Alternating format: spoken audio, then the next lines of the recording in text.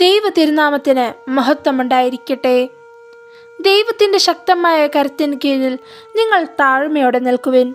അവിടുന്ന് തക്ക സമയത്ത് നിങ്ങളെ ഉയർത്തും എന്ന വിശുദ്ധ പത്രോസ്ലീഹായുടെ വാക്കുകൾ പോലെ ദൈവപരിപാലനയിൽ ആശ്രയിച്ച് ലാളിത്യം കൈമുതലാക്കി താഴ്മയോടെ നിൽക്കുന്നവരെ ദൈവം ഉയർത്തും എന്നതിൻ്റെ ഉത്തമ ഉദാഹരണമായി ജീവിച്ച അഭിവന്യ ഗീവർഗീസ് മാർ ദിവന്യാസ്യൂസ് പിതാവിൻ്റെ 7ാം ഓർമ്മ തിരുനാളാണ് ജനുവരി 16.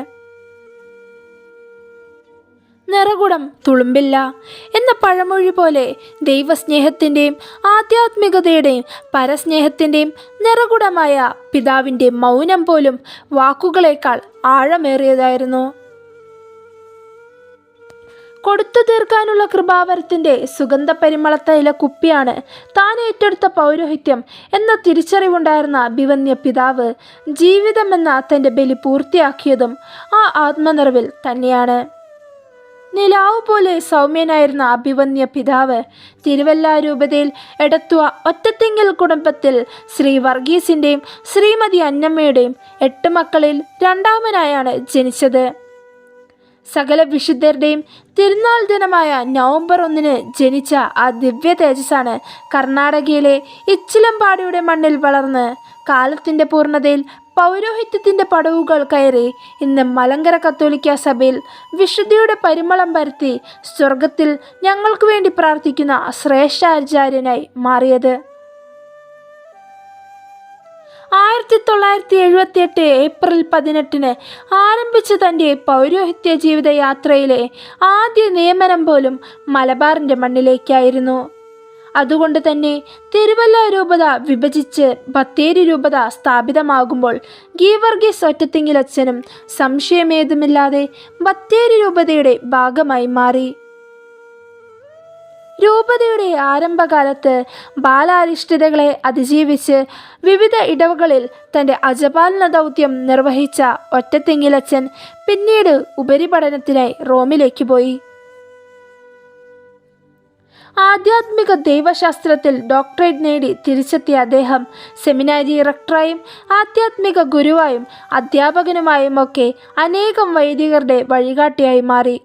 ബത്തേരി രൂപതയുടെ പ്രഥമ ഇടയനായിരുന്ന അഭിവന്യ സിറിൽ മാർ ബസേലിയോസ് മെത്രാപ്പൊലിത്ത തിരുവനന്തപുരം അതിരൂപത മെത്രാപ്പൊലിത്തൻ ആർച്ച് ബിഷപ്പായി നിയമിതനായപ്പോൾ 1997 ബത്തേരി രൂപതയെ നയിക്കാനുള്ള ദൈവനിയോഗം ഫാദർ ഗീവർഗീസ് ഒറ്റത്തിങ്കിൽ എന്ന അഭിവന്യ ഗീവർഗീസ് മാർ ദിവന്യാസ്യൂസ് പിതാവിൽ നിക്ഷിപ്തമായി.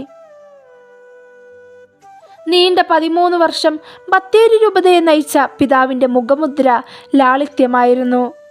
ആഡംബരങ്ങളും ആഘോഷങ്ങളും തൻ്റെ വിശുദ്ധ ജീവിതത്തിന് തടസ്സമാകരുതെന്ന് അദ്ദേഹത്തിന് വലിയ നിർബന്ധമുണ്ടായിരുന്നു.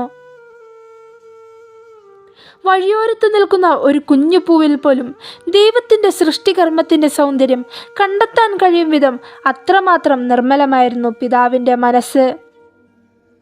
ഇടതുകൈ ചെയ്യുന്നത് വലതുകൈ അറിയരുത് എന്ന ശാഠ്യം തൻ്റെ കാരുണ്യ പ്രവർത്തനങ്ങളിൽ പിതാവിന് എന്നെന്നും ഉണ്ടായിരുന്നു.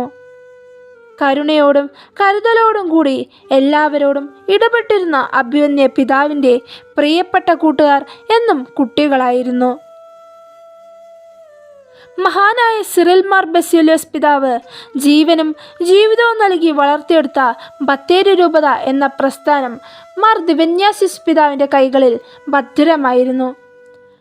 13 വർഷം കൊണ്ട് ബത്തേരി രൂപത ഉയർച്ചയുടെ അനേകം ദൂരങ്ങൾ പിന്നിട്ടു. സംഗീതത്തെ ഏറെ ഇഷ്ടപ്പെട്ടിരുന്ന അഭിവന്യ പിതാവ് നല്ല ഒരു എഴുത്തുകാരനും സംഗീതജ്ഞനും ആസ്വാദകനും ആയിരുന്നു. ബത്തേരി രൂപതയുടെ വളർച്ചയിൽ നിർണായക പങ്കുവഹിച്ച പിതാവിന് പുതിയതായി രൂപം കൊണ്ട പുത്തൂർ രൂപതയുടെ നേതൃത്വം മറ്റൊരു ദൈവിക നിയോഗം തന്നെയായിരുന്നു. ഇതാ ഞാൻ കർത്താവിൻ്റെ ദാസി, നിന്റെ ഇഷ്ടം പോൽ എന്നിൽ നിറവേറട്ടെ എന്ന് പരിശുദ്ധ അമ്മ പറഞ്ഞതുപോലെ ദൈവഹിതത്തിന് പൂർണ്ണമായും കീഴ്വഴങ്ങി പിതാവ് താൻ വളർന്ന സ്ഥലമായ കർണാടകയിലെ പുത്തൂർ രൂപതയിൽ തൻ്റെ മേൽപ്പട്ട സ്ഥാനത്തിൻ്റെ 2ാം ഘട്ടം ആരംഭിച്ചു. ദൈവപരിപാലനയിലുള്ള ആശ്രയം മാത്രം കൈമുതലാക്കി പുത്തൂർ രൂപതയിലേക്ക് കടന്നു ചെന്ന പിതാവിനെ കാത്തിരുന്ന വെല്ലുവിളികൾ നിരവധിയായിരുന്നു. അതിനെയെല്ലാം അതിജീവിച്ച് പുത്തൂർ രൂപതയെ വളർച്ചയിലേക്ക് നയിക്കുമ്പോൾ ഒരു ശിശുവിനെ വളർത്തിയെടുക്കുന്ന മാതാപിതാക്കളുടെ മനസ്സായിരുന്നു പിതാവിന്. പുത്തൂർ രൂപതയിലെ 6 വർഷത്തെ അജപാലന ദൗത്യം പൂർത്തിയാക്കുമ്പോൾ പിതാവിൻ്റെ ആരോഗ്യം മോശമായി തുടങ്ങിയിരുന്നു. പിന്നീട് പള്ളിമലയിൽ വിശ്രമ ജീവിതത്തിലായിരുന്നു അഭിവന്യ പിതാവ്.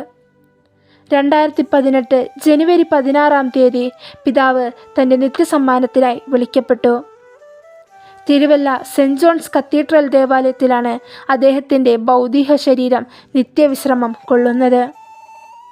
സ്വർഗത്തിലെ ദൈവപിതാവിൻ്റെ സ്നേഹവും കരുണയും അനുഗ്രഹങ്ങളും ഞങ്ങൾക്ക് നൽകി ആകാശത്തിൻ്റെ വാതിലുകൾ തുറന്ന് ഞങ്ങൾക്ക് മുമ്പേ സ്വർഗത്തിലേക്ക് കടന്നുപോയ വന്യതാത, അങ്ങയുടെ ഓർമ്മ ഞങ്ങൾക്ക് അനുഗ്രഹമാകട്ടെ.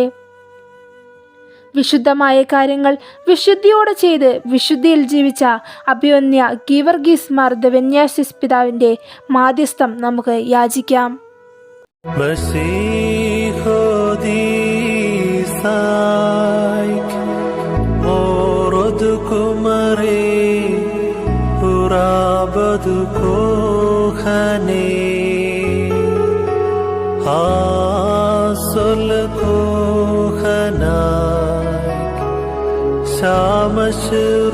Shamashroosai lokte shubuhato